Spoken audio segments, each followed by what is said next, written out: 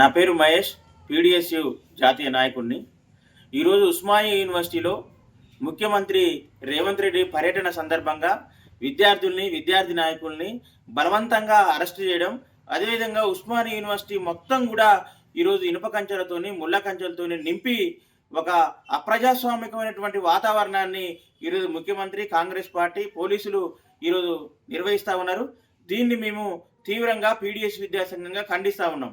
ముఖ్యమంత్రి ఈ కాంగ్రెస్ పార్టీ అధికారంలోకి రావడం కోసం ఏ నిరుద్యోగుల ఆశలు, ఆకాంక్షల్ని పెట్టుబడిగా మలుచుకొని ఈరోజు అధికారంలోకి వచ్చిన రేవంత్ రెడ్డి వాళ్ళని అణచివేయడం కోసం ఈరోజు తీవ్రంగా ప్రయత్నిస్తూ ఉన్నాడు.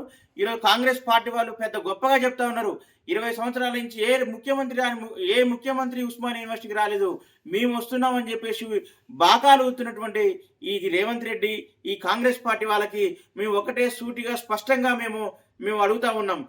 మీరు ఎన్నికల్లో ఇచ్చిన హామీలు ఎడిపోయినాయని చెప్పేసి మేము అడుగుతా ఉన్నాం. ఉస్మానియా యూనివర్సిటీకి ఇచ్చినటువంటి నిధులు ఎటుపోయినాయని చెప్పేసి మేము అడుగుతా ఉన్నాం. నిరుద్యోగులకి ఉద్యోగ క్యాలెండర్ ఇస్తామని చెప్పేసి మాట్లాడి ఇప్పటి వరకు దాని మీద ఎందుకు నోరు మీద పట్టలేదని చెప్పేసి అడుగుతా ఉన్నాం. విద్యారంగ పరిస్థితుల మీద, విద్యారంగ సమస్యల మీద మీ దగ్గర ఏ అవగాహన ఉంది, ఎటువంటి ప్రణాళిక ఉంది, ఈరోజు బట్టబయలు చేయాల్సిన అవసరం రేవంత్ రెడ్డి మీద ఉందని చెప్పేసి సందర్భంగా అడుగుతున్నాం.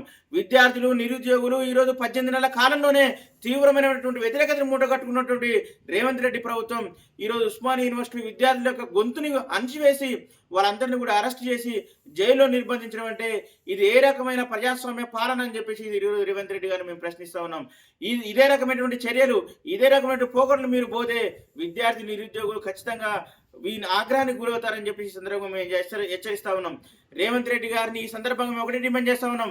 విద్యార్థులకి బాగిపడ్డటువంటి రియంబర్స్మెంట్ స్కాలర్షిప్ ఇవ్వాలని చెప్పేసి మేము డిమాండ్ చేస్తా ఉన్నాం.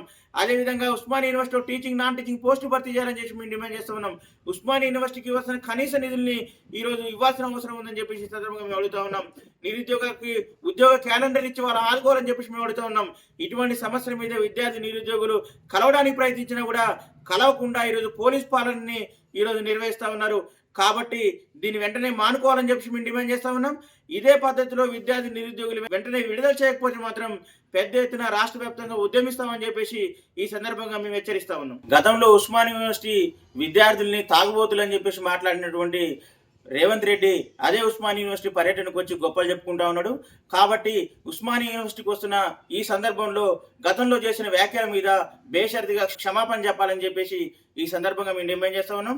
అదేవిధంగా వేలాది మంది పోలీస్ బలగాల్ని ఈరోజు ఉస్మానియా యూనివర్సిటీలో కవాతు చేపిస్తూ ఉన్నారు. ఉస్మానియా యూనివర్సిటీ అటానమస్ని దెబ్బతీస్తూ ఈరోజు పోలీస్ బలగాలు కవాతు చేయడాన్ని వెంటనే విరమించుకోవాలి, పోలీస్ బలగాలని వెనక్కి తీసుకోవాలని చెప్పేసి మేము డిమాండ్ చేస్తా ఉన్నాం. అదేవిధంగా ముళ్ళ కంచెలను కూడా తీసేసి ప్రజాస్వామిక వాతావరణాన్ని నెలకొల్పాలని చెప్పేసి ఈ సందర్భంగా మేము డిమాండ్ చేస్తా ఉన్నాం.